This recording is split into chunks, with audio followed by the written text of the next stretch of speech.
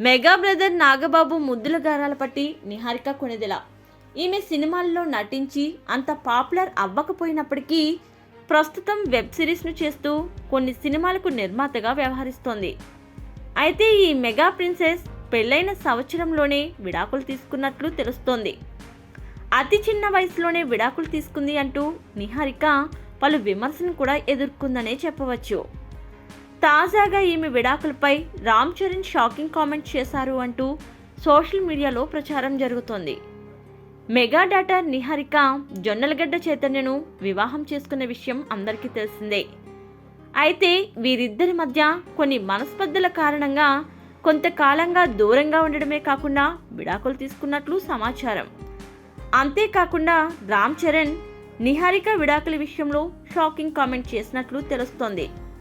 అయితే రామ్ చరణ్ నటించిన ఆరెంజ్ సినిమాలో ప్రేమ అనేది జీవితాంతం ఉండదు జాన్ అని ఒక డైలాగ్ చెప్తాడు. ఆ డైలాగ్ తన చెల్లి అయిన నిహారికకు బాగా సెట్ అవుతుందని, అందుకే డైవర్స్ తీసుకుంది అంటూ ట్రోల్స్ చేస్తున్నారు.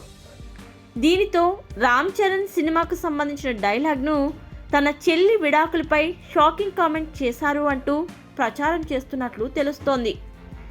ఇటీవల కాలంలో చాలామంది సెలబ్రిటీలు వివాహమైన కొన్నేళ్లకే విడాకులు తీసుకుంటున్నారు. చిన్న చిన్న విభేదాలు, మనస్పర్ధల వల్ల వివాహం అనే బంధానికి విలువ లేకుండా విడాకులు తీసుకునే స్థాయి వరకు వెళ్తున్నారని పలువురు అభిప్రాయపడుతున్నారు.